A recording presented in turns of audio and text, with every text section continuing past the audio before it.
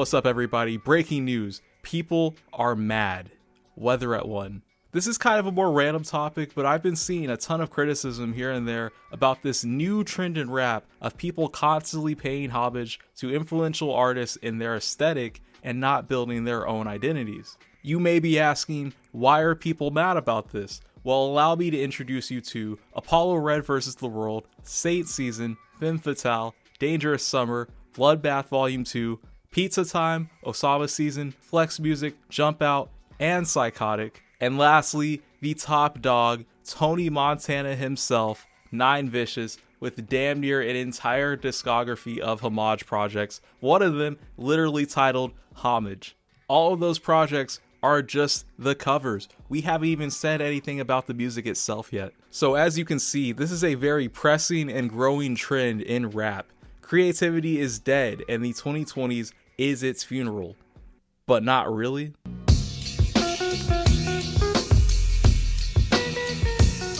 Let's address the elephant in the room. Homage has always existed. I know that seems like a lukewarm argument, but I genuinely never see anyone bring that up. People talk like this is a new trend. It is literally the oldest thing ever. Even the concept of making a homage album cover, that ain't new at all. So to drive that home, I wanted to explore better, more positively looked at forms of homage and the right way to go about it. Sticking with the covers for just a bit longer, I found a ton of homage covers. Once again, this was never criticized until like last year. It's just a bit weird, like some of the most iconic album covers ever are paying homage. It shouldn't be a big deal. Even in rap, the legend Lucky has been paying homage for like 10 years, and pre-2025, this was viewed as a cool Easter egg. Going further, paying homage through your actual music is also super common. The one my mind instantly jumped at was Wolf by Tyler. Any excuse I get to talk about this album, I'll take. But if you go back and listen to some of its songs, you will notice the 4-count start a lot of them have, which of course is homage to Pharrell, who Tyler has always since the very start showed his appreciation for and also put on the album. Not to mention full-blown homage albums, which we've also seen numerous times before. But by far the most common way of paying homage in a song is to borrow the lyrics of whoever you're paying tribute to and use it in your song. As you can kind of imagine, this one is more of a fine line, because depending on the context, using someone else's bar is hella disrespectful. But I still found plenty of songs, very easily mind you, where a lyric is being lifted or altered to work in another song, all as a form of homage. Here's a little montage of the ones my mind came up with, mostly Kanye lyrics because that was easiest. Feel free though to put some of your favorite examples in the comments. I made Jesus walk, so I'm never going to hell. I met Kanye West, I'm never going to fail. That banana clip, let your key to speak. Banana clip on that chopper, I hold heat, bangers bang. Let your key to speak. How many ladies in the house? How many ladies in the house without a spouse? How many ladies in the house? How many ladies in the house without a rich nigga, huh? No, I already graduated, and you can live through anything if magic made it. But hey kid, plural, I graduated, cause you could get through anything if magic made it. And that was Dr. Carter specifically basically sums up borrowing lyrics for me. It's usually done out of appreciation, but it can of course be overdone, which we'll see shortly. And if you really want to go out on a limb, we can look at the literal definition of homage, a special honor or respect shown publicly. Now, why am I bringing up the definition of this word? Hear me out. But you know what that kind of sounds like to me? Sampling. Follow my socials for more dumb takes like that. So, samples are a form of homage. And even though it feels weird to say that when the word homage has such a negative stigma, it makes perfect sense. If you're an artist sampling a song, how likely are you to sample a song you don't like? I'm sure it happens occasionally, but 90% of the time, people sample songs they admire and want to publicly honor. It is the most straightforward way to pay homage, but it gets overlooked as a valid defense of the practice. Same goes for remixes. Any reference to something that could have influenced the project is technically homage. Technically.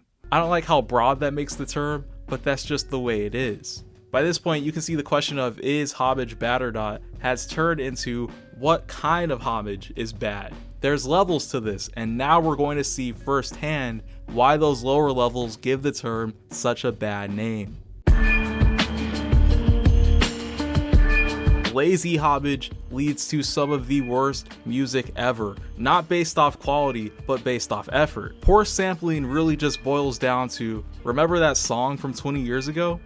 You wanna see me do it again? If there is any issue with paying homage in the 2020s, this is the cause of it.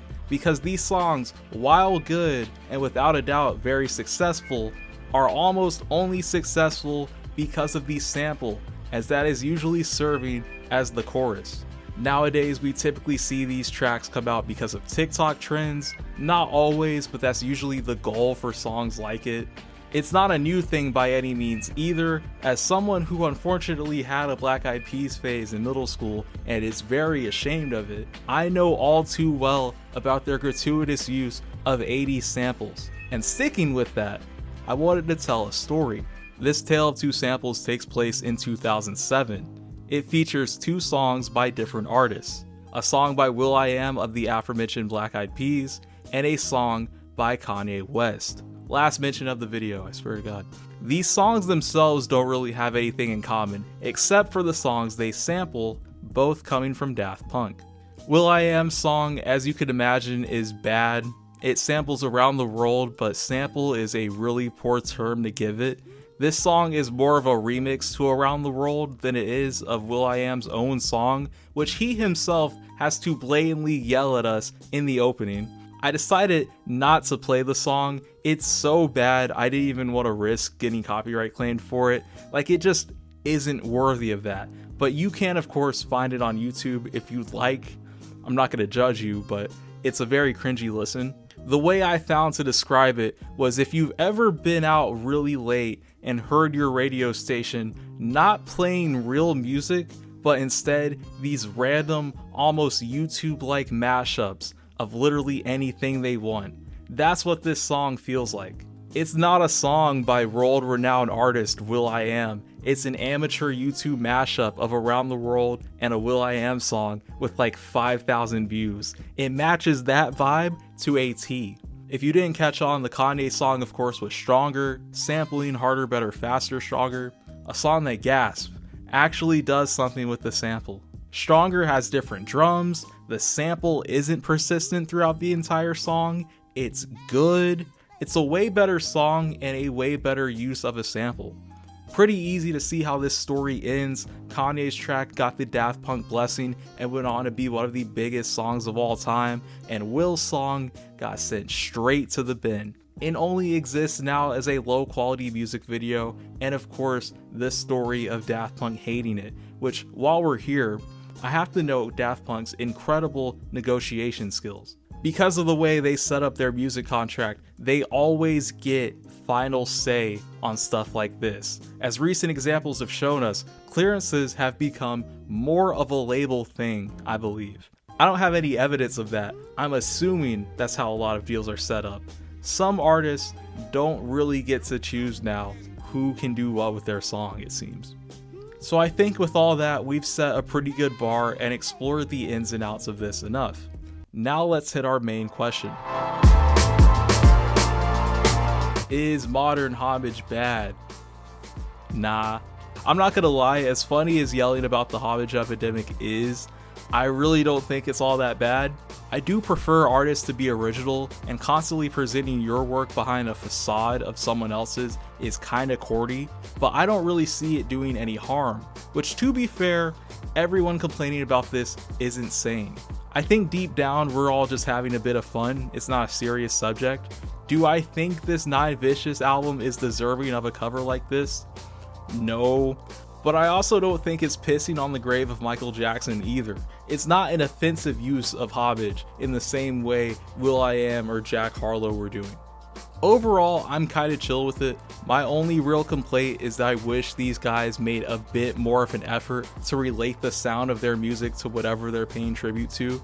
I think some guys have done that, but more of it would be interesting. Whether or not it would be solid every single time, I'm not too sure on, but it would be a neat way of experimentation, which we already see in the underground a lot, no doubt, but this would be a way broader form of it. In the end, giving people their flowers is nice. You may not like the person doing it or the music that they attach it to, but hey, it's neat that people are still being inspired by this in the first place. Wholesome, even. That's it for this one. What do you think about Homage? That's something that I'm actually really curious about, is other people's detailed thoughts about this, outside of silly jokes and all. Let me know. As always, like, subscribe, follow the socials. I just posted my CD collection over on Instagram. If you're interested in that, light bit of foreshadowing. Stay clouded. See ya.